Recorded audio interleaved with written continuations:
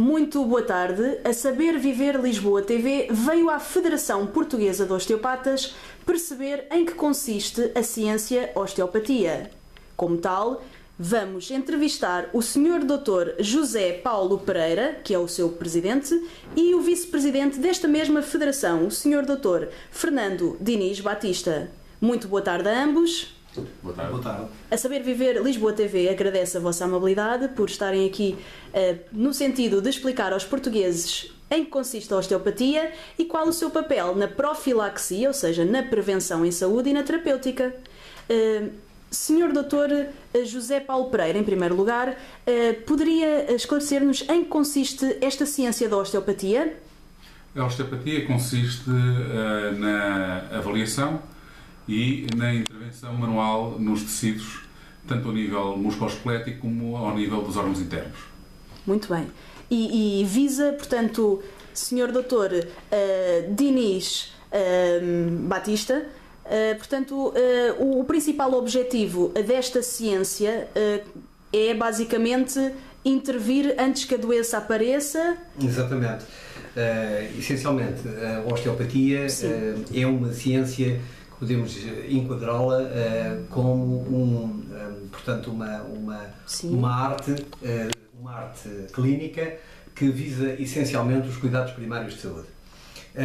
Portanto, o objetivo fundamental, para além da terapêutica que é efetuada quando da presença de uma disfunção osteopática, é sobretudo criar a predisposição no doente para que haja realmente uma recuperação do mesmo, com um acompanhamento profiláctico, holístico do próprio paciente e assim fazer com que haja uma recuperação mais rápida do mesmo, através do acompanhamento que o osteopata vai fazendo, não só em termos terapêuticos, mas em termos de acompanhamento psicossomático e, portanto, toda uma série de outros complementos que o osteopata também portanto, procede, mesmo ao nível dietético, portanto, prescrição de exercícios físicos adequados e, no fundo, trata-se efetivamente de uma arte, digamos, de uma arte de cuidados primários, essencialmente uma arte de cuidados primários de saúde. E que tipo de distúrbios musculoesqueléticos podem ser prevenidos através da manipulação dos ossos, dos músculos? A manipulação em si é uma técnica operatória em osteopatia que é utilizada, portanto, quando há necessidade realmente de a utilizar. Há toda uma abordagem que é feita inicialmente, para além da avaliação, portanto, a avaliação subjetiva, objetiva do paciente, avaliação essa que se enquadra dentro da filosofia osteopática, em que, depois de ter sido feita essa avaliação, recorre-se toda uma série de tratamentos, terapêutica, procedimentos em que os tecidos moles são, portanto, onde se faz o maior enfoque nos tecidos moles, nomeadamente a nível muscular, facial, em que realmente todas as técnicas que se utilizam são técnicas muito suaves, são técnicas por vezes bastante subtis e que acabam por induzir no próprio tecido, nos próprios tecidos, uma certa reação que vai fazer com que não haja, na maior parte das vezes, necessidade de técnicas de impulso, aquilo que é conhecido como as técnicas de alta velocidade, os chamados thrust. Portanto, a osteopatia, no fundo, e volto a repetir, é realmente uma arte de saúde, é uma ciência de saúde, concretamente, em que o seu enfoque maior é precisamente numa prática suave, numa prática realmente que seja bastante suave para o paciente e que não seja de maneira nenhuma traumatizante. Portanto, à parte de outro tipo de terapêuticas que existam algo parecidas com a osteopatia, ela diferencia-se dessas mesmas terapêuticas precisamente pela sua abordagem extremamente suave. Muito bem. Muito importante fazer aqui uma distinção relativamente à manipulação de tecidos moles. A osteopatia não utiliza massagem, a osteopatia não é como a massagem, não tem nada a ver com massagem. Muito bem. Tudo aquilo que nós utilizamos ao nível da manipulação musculoesquelética tem a ver com a abordagem de tecidos moles. A massagem é outra situação completamente diferente. Nós atuamos também depois da patologia estar instalada. É importante também frisar que nós não tratamos patologias, nós não tratamos ciáticas, nós não tratamos dores ou alterações orgânicas. O que nós tratamos é de disfunções que vão provocar essas tais patologias. Portanto, nós não tratamos ciática. Ciática é uma condição, é uma inflamação do nervo. Nós vamos tratar aquilo que está a provocar essa inflamação e essa dor. Ou seja, a origem, vão à origem do problema. Exatamente, vamos tratar a origem do problema. O fator precipitante. Exatamente. O fator desencadeante para nós é mais importante do que propriamente a patologia em si. Portanto, e os seus sintomas, pois. Vão à raiz, tentam ir à raiz do problema. E pode-se falar da questão dos meridianos na osteopatia ou de todo? Não há pontos de energia aí. Não há pontos de energia aqui. É algo bastante objetivo, é isso? Exatamente. Assenta na biomecânica e na anatomofisiologia. E na anatomia também? Na anatomofisiologia. Segundo o Dr. Diniz? Anatomofisiologia. Muito bem. E na vossa ótica, enquanto especialistas nesta área, o papel da osteopatia enquanto ciência, portanto, o papel é mais fulcral na questão da prevenção, segundo assim a conhecemos nos cuidados primários? O nosso papel é fundamentalmente na prevenção. Nós consideramos uma medicina de primeira linha, mas atuamos depois na disfunção, claro. Indo à tal raiz, não é? Se o paciente aparece com alguma patologia, é claro que nós intervimos não na própria patologia, mas naquilo que desencadeia a patologia. Achamos que qualquer medicina, toda a medicina, deve ser uma medicina preventiva e não uma medicina curativa. Curativa quando não há mais nada a fazer, quando são ultrapassadas todas as barreiras fisiológicas e que provocam depois a doença. É o caso in extremis, não é? Exatamente. E em caso, não sei se posso colocar a questão nesses termos, mas acho que para o telespectador que conheça já um bocadinho da osteopatia e que tenha aquela curiosidade na osteopatia, o que é que diriam a esse telespectador no que diz respeito à questão de casos práticos? Portanto, quais são os casos práticos ou que tipo de patologias podem ser, quais são as patologias em que se pode intervir indo à raiz? Que tipo de patologias estamos a falar? É uma panóplia. É muito alargado. E em termos de tipologias? Desde a uroginecologia, a obstetrícia, a pediatria, a ortopedia, tudo. É muito variado. É muito vasto. E, portanto, não tem só a ver com a coluna lombar. Então... Não tem nada a ver com a coluna lombar, nem dorsal, nem cervical.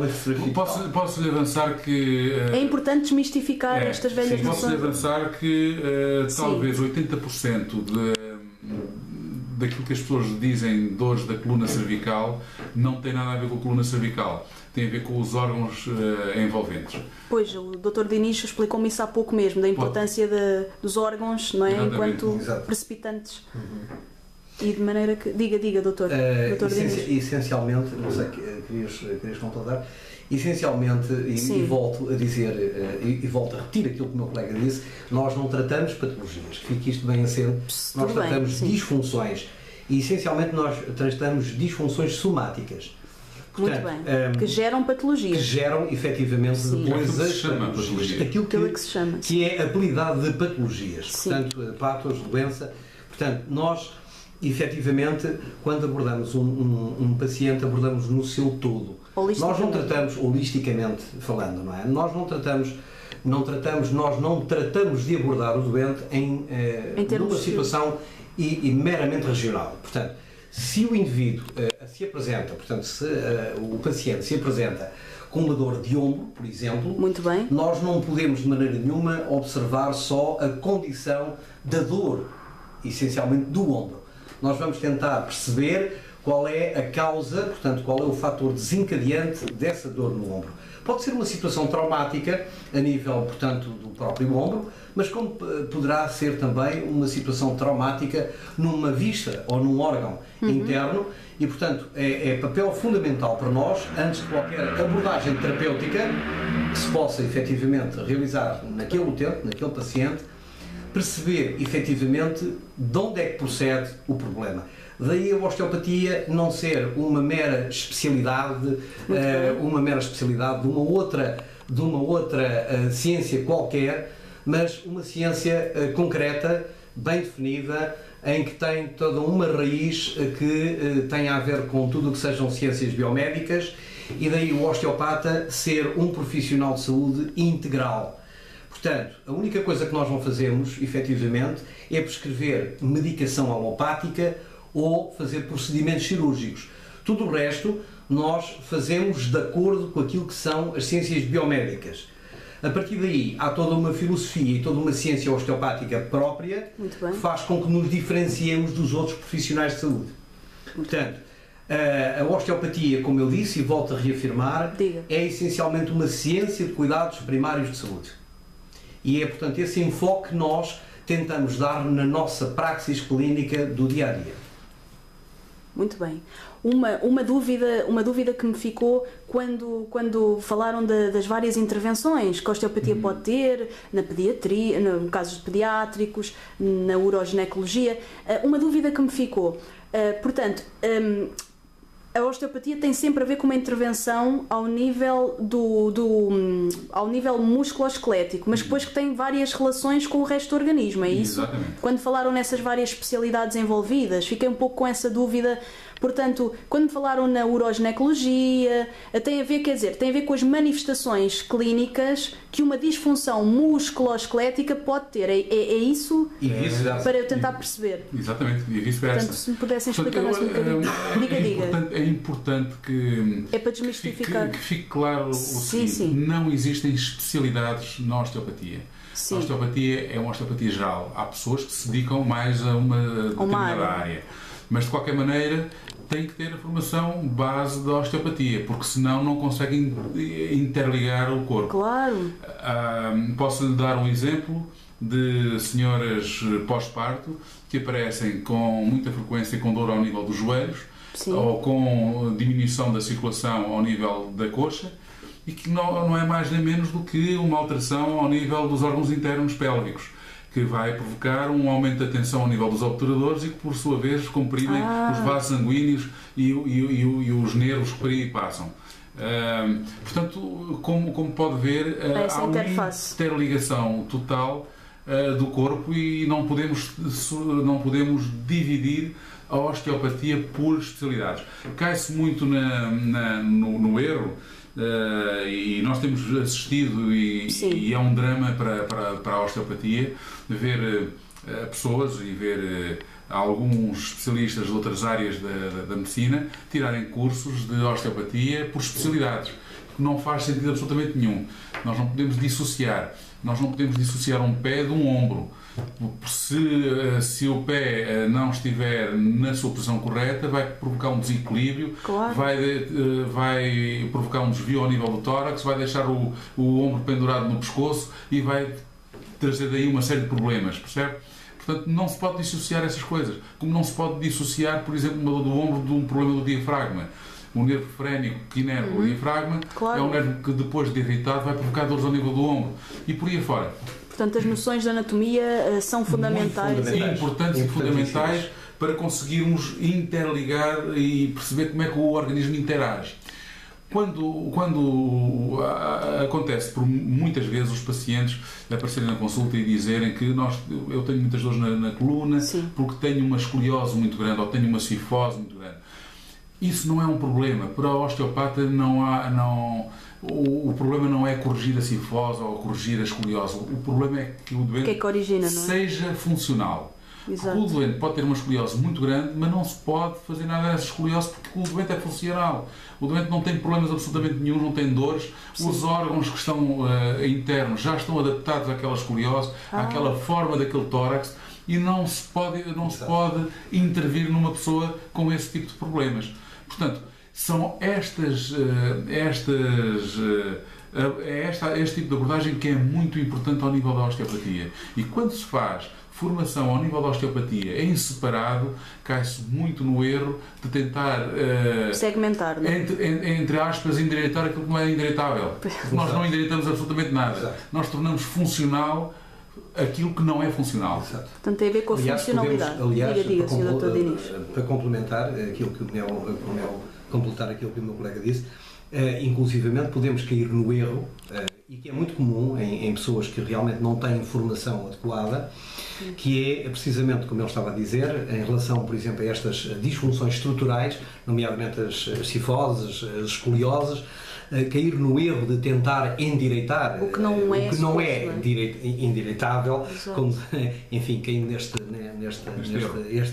erro, e desencadear precisamente situações completamente adversas, porque, como o meu colega dizia, e muito bem, o organismo já está adaptado a certo e determinado tipo de funcionalidade, e se nós vamos tentar à viva força corrigir algo que já está adaptado, podemos começar a desencadear toda uma série de problemas adversos no organismo e que vão, aí sim, vão começar a desencadear algumas patologias que depois terão que ser seguidas em outro tipo, portanto, em outro ramo de saúde. Portanto, é muito importante, e isto aqui faço notar que é muito importante um osteopata ter a formação adequada para proceder adequadamente com o paciente que tem à sua frente. Porque, caso contrário, acaba por realmente criar toda uma série de problemas que depois não terão realmente grande solução. Porque quando um clínico, por exemplo, um médico de clínica geral ou outro prescreve um certo e determinado medicamento, ainda poderá ser corrigido na próxima consulta.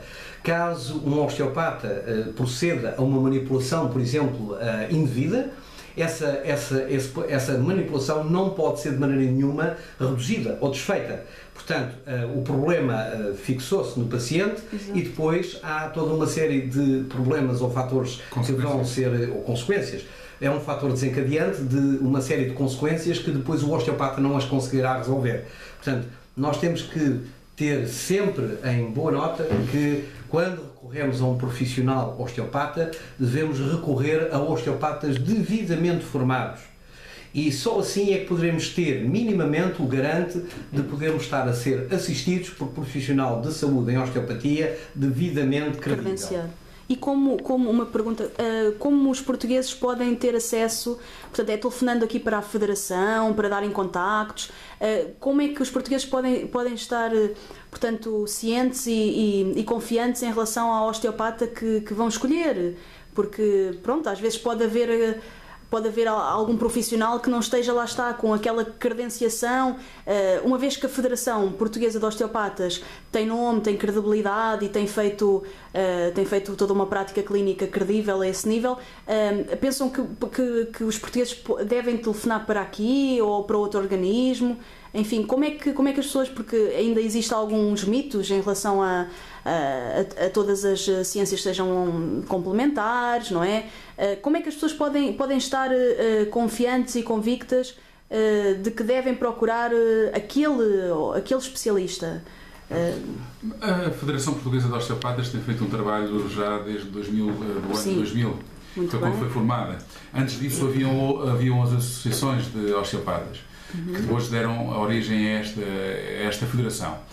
E um dos objetivos da federação é congregar os osteopatas e autorregular a profissão, porque não existe regulamentação e nós temos uma autorregulamentação, que nessa autorregulamentação está escrito as exigências mínimas para ser osteopata e que as escolas também devem ter para poderem ministrar esse curso, que nós possamos conhecer. Sim. E tentamos dar formação regular aos nossos profissionais. O que não quer dizer que só os osteopatas da Federação Portuguesa de Osteopatas sejam bons profissionais ou sejam os melhores. Nós, a única coisa que podemos dizer é que os nossos osteopatas funcionam dessa forma. É claro que existem outras associações, existem outros profissionais que também o são. Não vamos dizer que não, é verdade. Mas a pergunta foi dirigida a nós, Federação Portuguesa de Osteopatas, e nós temos feito um trabalho muito grande, já de há uns anos para cá, de credibilização e, aliás, ao nível da classe médica é visível.